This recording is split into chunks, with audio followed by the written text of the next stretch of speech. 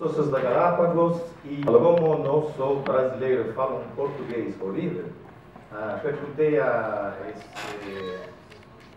cara aqui, que é o Pena, da Jogando Offline, de ajudar na apresentação. Então ele vai animar a apresentação, porque meu vocabulário é muito limitado. E normalmente o Renato Sasdelli que faz apresentações, mas o Renato ficou em São Paulo e então sou eu que tenho de falar. Que joga. Bom, então hoje, gente, eu sou apenas Jogando Offline, alguns talvez já me conheçam. E essa história do Davi é só bobagem, porque ele fala muito bem português. Mas de qualquer jeito eu vou estar aqui no palco com vocês para, de repente, ajudar nessa palestra. Bom, o que vamos fazer nessa palestra? Vamos dar uma retrospectiva do que foi. Eu fiz minha parte, ainda bem. Do 2014, vamos ver as linhas principais dos jogos da Galápagos e depois dar uma olhada no futuro, mais do primeiro quadrimestre da Galápagos Jogos 2015, o que vocês podem esperar. Se vocês têm perguntas sobre alguns jogos que eventualmente a gente vai a lançar, podem perguntar. Pode ser que eu vou responder, pode ser que não, porque não vou falar tudo. Como se muda aqui as lives? Então, como é que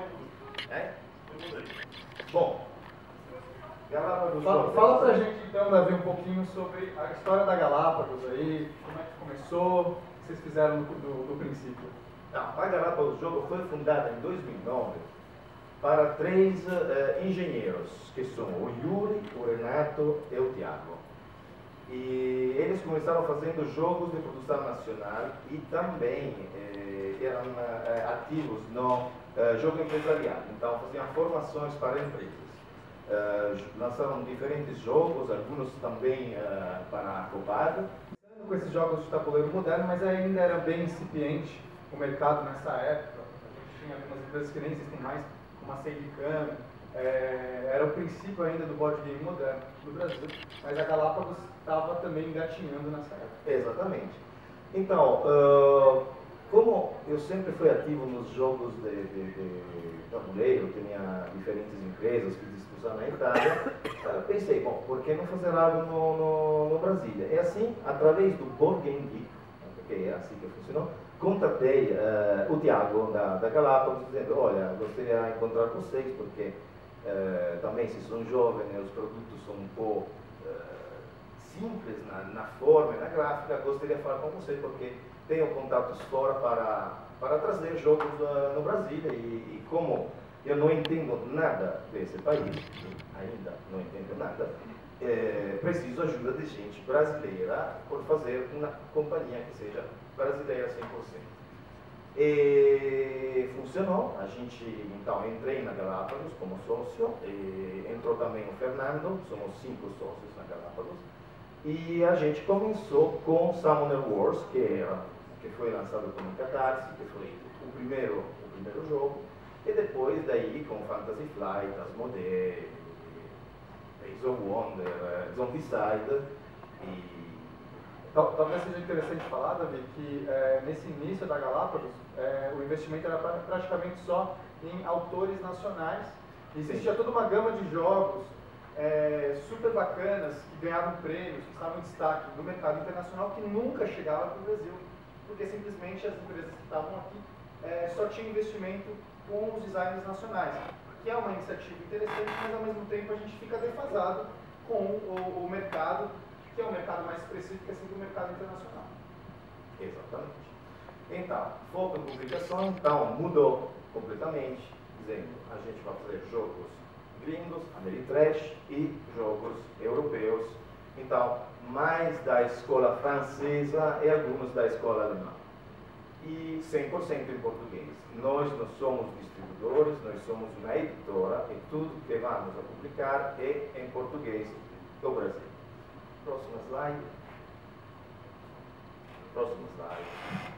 Então, esse foi janeiro, fevereiro, foi de verdade um mês muito importante em 2014, porque tem 2 lançamentos que de verdade tiveram um sucesso enorme.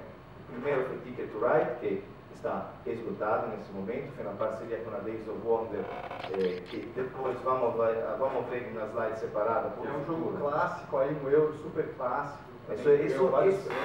Esse é um jogo que entrou no mercado europeu.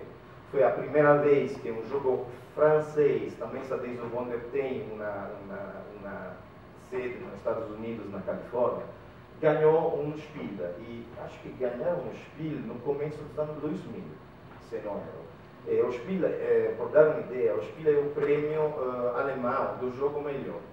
E tem um valor incrível na Alemanha, porque quem ganha o Spiel normalmente vende só no ano que ganha mais que 200, 250 mil cópias do jogo. E além da vida do jogo, Ticketwriter acho que vendeu já 2 milhões de cópias, por dar a ideia do tamanho do mercado fora. Então, Ticketwriter foi muito importante, porque foi o primeiro Spiel que a gente trouxe no Brasil, e a gente viu que a mecânica de compras dos brasileiros não é tanto diferente dos europeus e dos americanos. Tanto é que a gente produziu muitos Ticketwriter. Vocês já tinham lançado o Anabi nessa época? A Anabi foi um pouco antes. O Anabi é um Spiel, outro jogo que ganhou o prêmio, diferente dos clássicos, porque sim, é um joguinho. Um jogo menor, um jogo menor. E depois Guerra dos Tronos, que, bom, Guerra dos Tronos, o seriado, o jogo da Fantasy Flight, vendeu tudo em um dia, né? Sim, esgotou em um dia. Esgotou em um dia. A gente lançou Guerra dos Tronos e vendeu tudo. E até agora acho que é o melhor título a nível de vendas, Guerra dos Tronos. E depois Zombie Dice, que é um título da Steve Jackson Games. A Galápagos trabalha em parceria com a Edge. Edge é uma companhia na França e na Espanha que é líder nos mercados lá. Como conosco, por razões pessoais, os donos da Edge, é assim que o Multikin chegou de volta no Brasil, porque eles tinham os direitos do mercado português. E tinha também Zombie Dice, então isso foi uma tentativa de ver se um jogo mais light, não muito profundo, podia ter um interesse no mercado nacional. E estamos imprimindo com outro jogo que me parece se chama Chupa-Cabra. Vamos fazer Chupa-Cabra da Steve Jackson Games. Essa é a primeira novidade, isso não estava nem nas lives. Tá bom, não fazia ideia disso. Próxima, Março Abril. Bom, Summoner Wars é como um filho para Galápagos, porque foi o primeiro jogo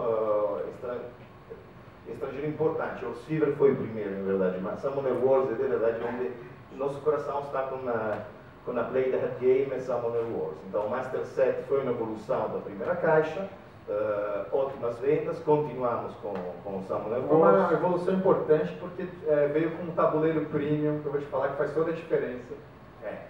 Que é um tabuleiro rígido, então bem mais interessante, já, a experiência fica mais interessante do jogo. Foi interessante toda a história por fazer esse tabuleiro da primeira versão, foi feito em 2 pedaços. Foi difícil achar alguém que podia produzir no Brasil um tabuleiro, mas a gente achou. E depois, o primeiro, e por enquanto só RPG, que a Galápagos publicou até agora, a Fronteira do Império, que é o kit introdutivo.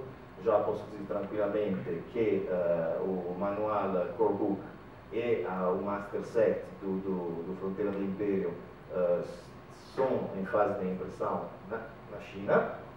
E, por enquanto, a Galápagos fica com Star Wars por RPG e não achamos que vamos a estudar outros RPG, porque é um trabalho muito difícil, onde você tem de ter uma boa experiência. E por enquanto nós concentramos só em Star Wars, porque achamos que nossa aprendizagem está aqui. E então posso dizer tranquilamente que, por enquanto, o RPG da Fantasy Flight de Warhammer 40K, de 40 mil, não tem plano para 2015.